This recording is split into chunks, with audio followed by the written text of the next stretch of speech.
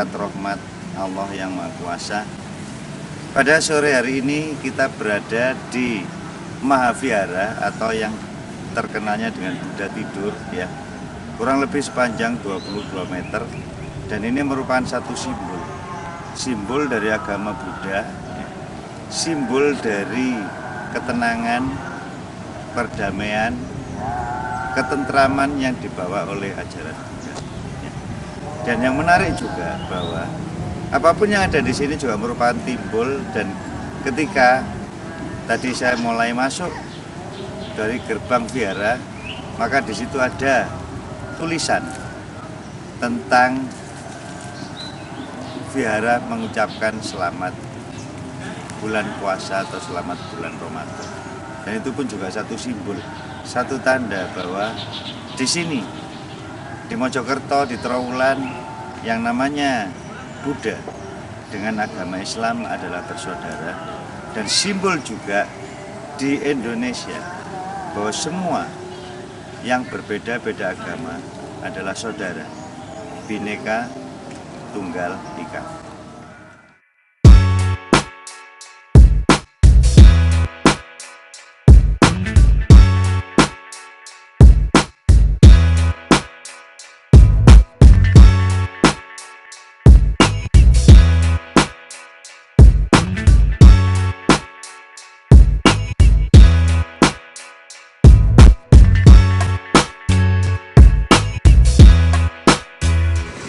Nah, di dalam diri manusia yang memiliki roh, memiliki pikiran, dan memiliki jasmani, maka pada dasarnya dari roh ini akan muncul yang namanya keinginan.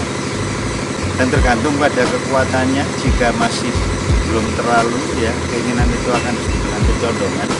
Kalau sudah mulai meningkat, kecondongan itu akan menjadi keinginan. Dan jika ini kekuatan sudah semakin besar, maka keinginan itu akan menjadi kebutuhan. Dan jika kebutuhan ini semakin kuat, maka itu akan menjadi obsesi ataupun butuh cinta.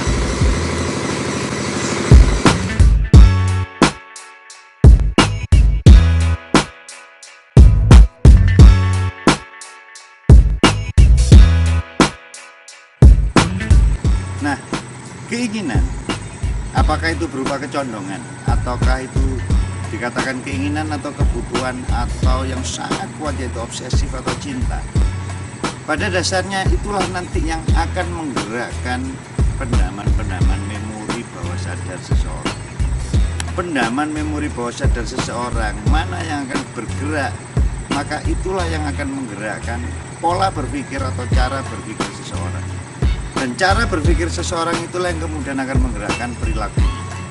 Sehingga kalau misalkan kita balik dari perilaku, seandainya kita bisa melihat apapun yang kita lihat, apapun yang kita dengar, apapun yang bisa ditangkap oleh panca indera kita, maka kita bisa membaca balik apa yang menjadi pikirannya, apa yang menjadi mental bawah sadarnya, apa yang menjadi karakternya, sifatnya, wataknya, temperamennya, dan apa sebenarnya ada di dalam hatinya.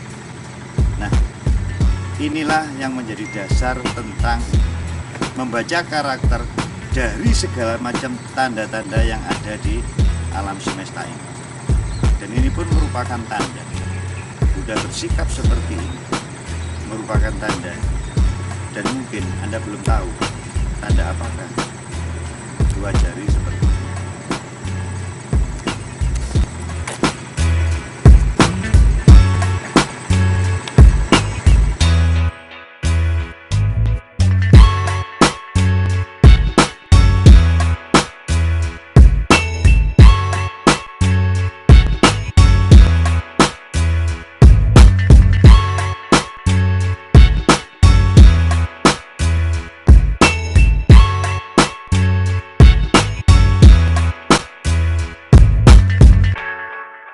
Ya, saya ingat apa yang disampaikan oleh Profesor Renal Kasali ketika dia mengambil program doktoralnya di Amerika. Dia mengatakan bagaimana kita melihat yang orang lain lihat tapi tidak diperhatikan, dan bagaimana orang mendengar sesuatunya yang orang lain banyak dengar tapi tidak didengarkan. Semua orang tahu dan melihat bahwa buah apel dari atas jatuh ke bawah. Tapi siapa yang melihat, yang tahu di balik apel jatuh ada hukum gravitasi? Pada waktu itu hanya Newton yang tahu. Marilah sekarang kita mulai memperhatikan apapun yang tampak dan mulai memperhatikan apa yang orang lain lihat tapi tidak diperhatikan. Dan marilah kita mulai untuk mendengarkan apa yang orang lain dengar tapi tidak didengarkan. Untuk kita memulai masuk ke pintu gerbang, melihat sesuatu di balik apapun yang tampak, dan mendengar sesuatu di balik suara apapun yang terdengar. Dan sampai ketemu di lain kesempatan. Salam berkat rahmat Tuhan Yang Maha Kuasa.